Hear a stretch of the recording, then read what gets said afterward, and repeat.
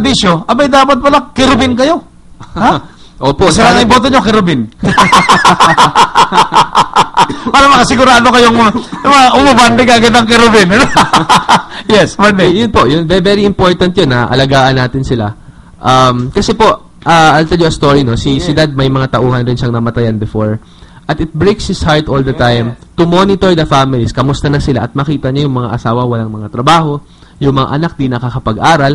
And he could imagine if that happened to him, kung siya po yung nadali at pamilya niya po yung nakita niyang naghihirap, how would you be at peace?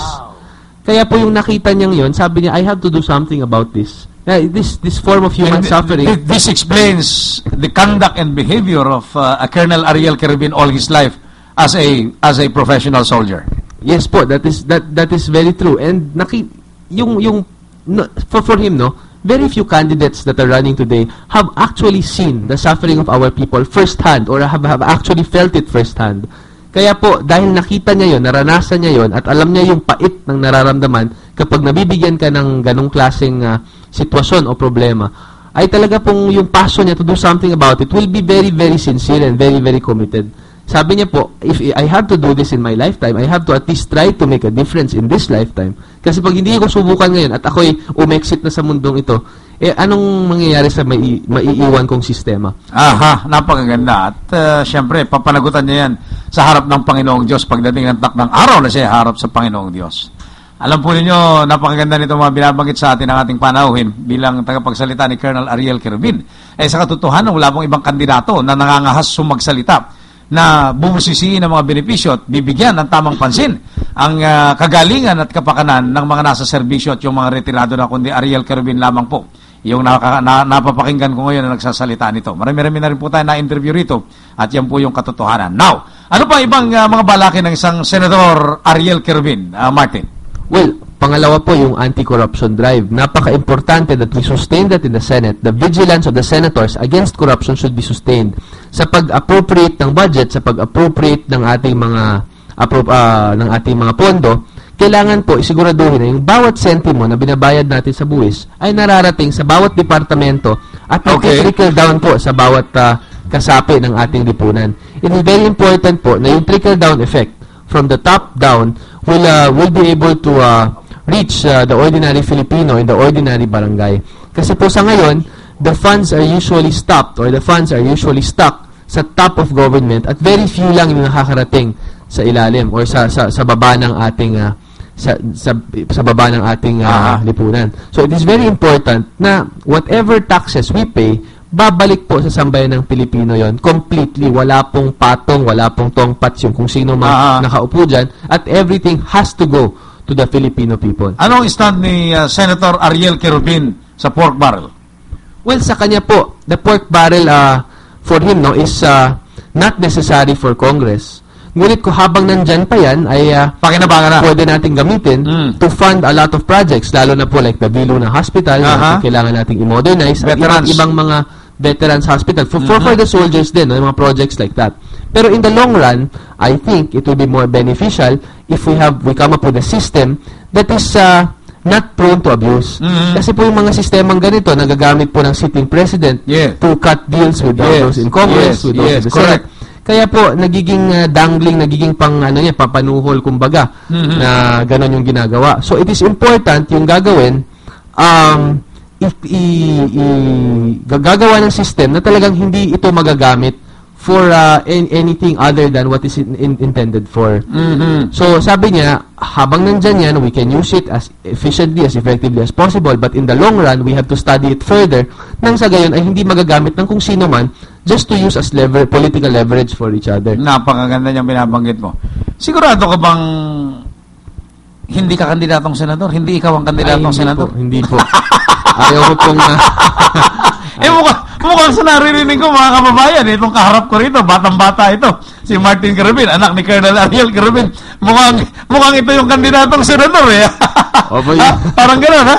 Yung wala po sa bala ko yan at talaga pong ginawa ko lang pong special favor ito para po mangampanya. Kasi po ako yung estudyante ng UP, College of Law, at sabi ko po mag-leave muna ako ng 1 year para mangampanya at ako po yung nag-leave.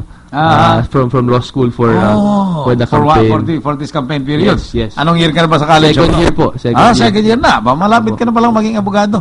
Certainly, the legal profession, you will do the legal profession proud. God willing. Yes, if you become a lawyer. And do not forget that somebody told you that you can really become a good lawyer, unlike many lawyers from the University of the Philippines who have started using their positions for their own personal aggrandizement and personal profit.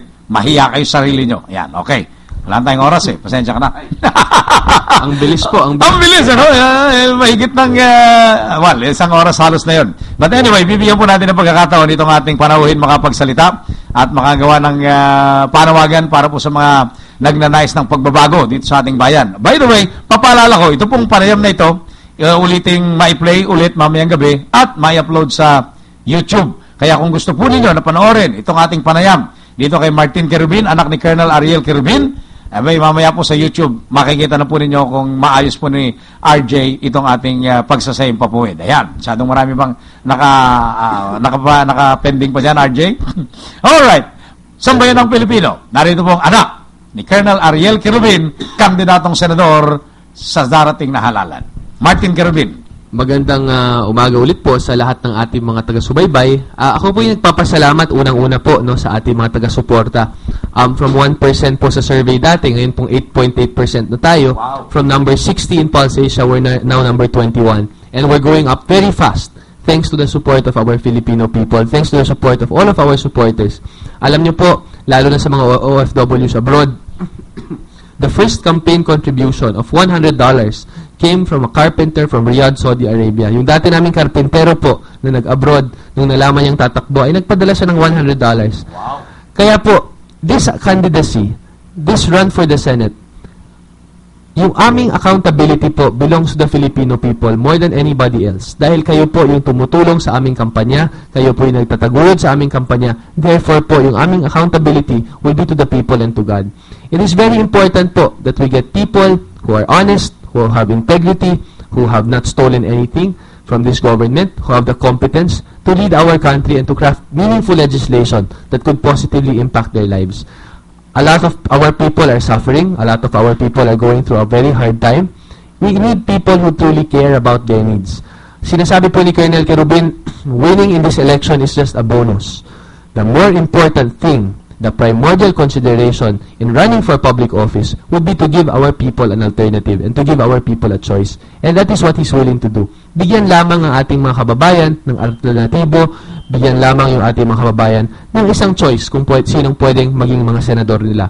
At naway, with your support, pag maikakampanya nyo sa inyong mga relatives sa Pilipinas, maikakampanya nyo sa inyong mga kaibigan, at may overseas voting tayo, sana po ay may tutulungan nyo si Colonel Querubin. Wala po siya, all his life po, wala po siyang inisip kundi yung welfare ng kanyang mga troops, yung welfare ng ating sambayanan. And I'm very sure he will not allow 6 or 12 years in politics to destroy a name he has kept clean all his life. So yun lamang po, at maraming salamat for the chance po, attorney, at maraming salamat sa ating mga taga-subaybay. This is a very important election in 2010 dahil po this is our chance to restore the dignity that we've lost because of the wounds of this administration. And I hope that with all of us helping each other, we can elect good leaders na hindi lamang dinadaan sa pera, hindi lamang dinadaan sa popularidad, kung hindi talagang mga leader na tunay na nagmamalasakit sa taong bayan. Alright, well said, Attorney Martin Querubin. At ang karangalan po actually sa panayam na ito ay sa himpilang ito. It is our honor and pride that someone who has the heart or who has a heart for the country and the people, not only for himself but through his children, sa pamamagitan po ni Colonel Ariel Querubin at ng kanyang anak si Martin Querubin na natin nakasama ngayon, ay nandito sa ating palatuntunan at nagpapahayag ng kanilang mga layunin at mga plataforma dito po sa pagtakbo ni Colonel Ariel Querubin sa Senado.